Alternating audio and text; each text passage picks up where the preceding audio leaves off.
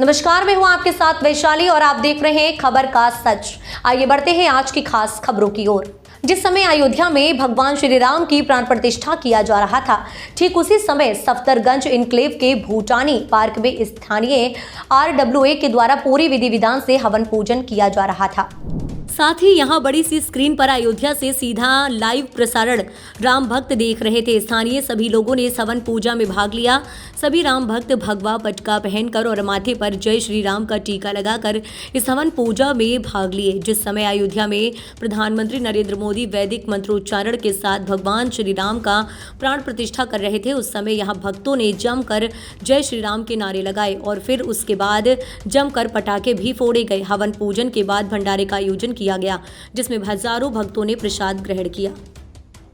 आज हमारे हिंदुस्तान के लिए मैं ये कहूँगा कि सबसे खुशकिस्मत दिन है।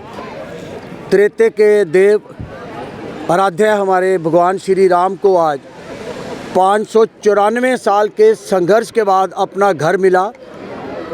हम उनकी याद में सब यहाँ इकट्ठे हैं। इस सेरेमनी को सेलिब्रेट करते हुए मैं जयकारा लगाऊंगा। सबसे पहले जवाब जरूर आए, जोर से आए। जय श्री राम, जय श्री राम, जय श्री राम, जय श्री राम, जय श्री राम, जय श्री राम। आज हमारी RWA के एक एक सदस्य ने यहाँ पे अपनी हाजिरी देके ये साबित कर दिया कि हमारे में सब शक्तियाँ मौजूद हैं। हम अपने भगवान के साथ चल के कुछ भी कर सकते हैं। हम सबको ये याद रखना चाहिए।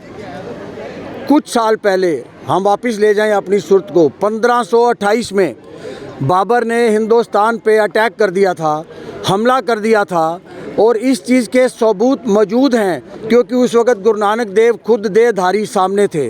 जिस वक़्त उसने हमला किया, गुरु नानक देव ने उसके जबर और जुल्म देख के ये कहा, बाबर तू बाबर नहीं तू जाबर है। और ये हिस्ट्री में मौजूद है, ये गुरु ग्रंथ साहब में मौजूद है।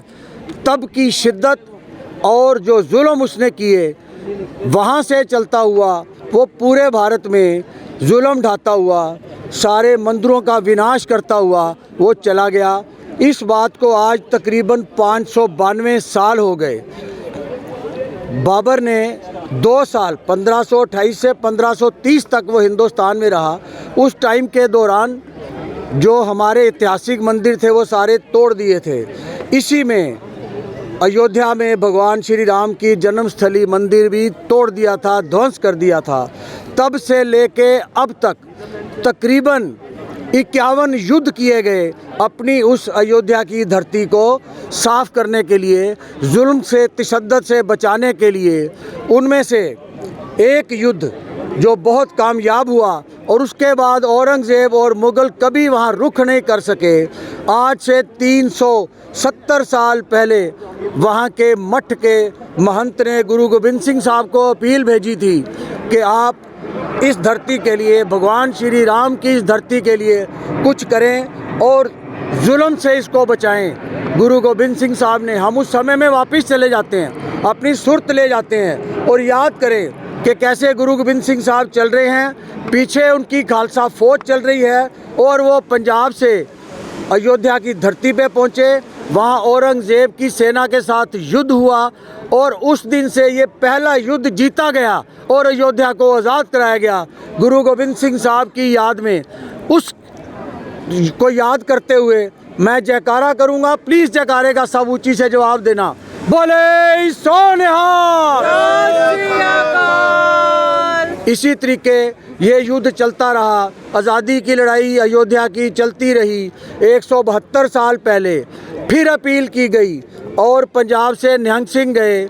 उन्होंने उसी गढ़ी को जहाँ भगवान श्री राम लल्ला का जन्म हुआ था उसको आज़ाद कर दिया, वहाँ के मौलवी को बाहर कर दिया, उस पर कब्ज़ा कर लिया और 14 दिन तक वहाँ पे हवन किया, भगवान श्री राम का नाम लिखा। और वही हवन आज आपने किया है, क्योंकि आज इस युद्ध, इस जंग, इस 590 साल की शिद्दत के बाद सुप्रीम कोर्ट से ये समझौता हुआ। ये सब इतिहास में अंकित है। और इसके प्रमाण सुप्रीम कोर्ट ने अपने फैसले में भी लिखे हैं, आप पढ़ सकते हैं कि इस तरीके इस शहादत को देते हुए आज हमने अपनी भगवान श्री राम की धरती को आज़ाद करवाया। हम हिंदुस्तानियों के लिए इससे बड़ा दिन नहीं हो सकता। हम किसी मज़हब, किसी वाक, कहीं के भी हों, हिंदुस्तानियों के हमारे आराध्य है भगवान श्री राम को आज उनका स्थान मिला। उनके स्थान के मिलने की खुशी में पूरा हिंदुस्तान इसको सेलिब्रेट कर रहा है। दिवाली तो हर साल आती ही है, 14 साल के वनवास के बाद की दिवाली है। ये असली दिवाली जो 592 साल के बाद मिली है, इसे हमेशा मनाएंगे। जय श्री राम। जय श्री राम। मैं आज के कार्यक्रम के लिए हम लोग पिछले करीब 1 महीने से राम सेवा के लिए समर्पित हैं। सारी टीम पीपीजी की, वंदना, पायल, अभिषेक, जैन साहब और सारे ही रेसिडेंट, उन सब ने मिलकर जो आज हम लोगों ने ये इस पर्व को मनाया है, ये पर्व बहुत ही ऊपर है। जो दिवाली जैसे बोला पीपीजी ने, वो अमावस की दिवाली है और बनवास की दिवाली है।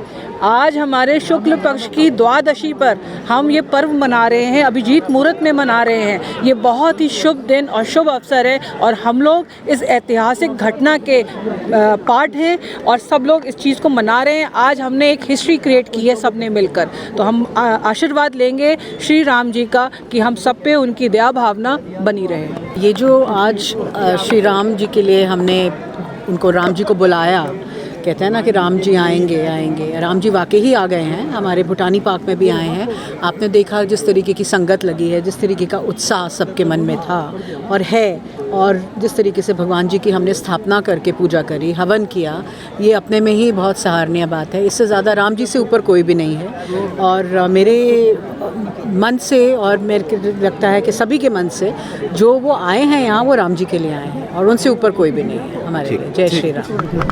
इस अंक में फिलहाल इतना ही। अगले अंक में फिर होगी मुलाकात। तब तक के लिए नमस्कार।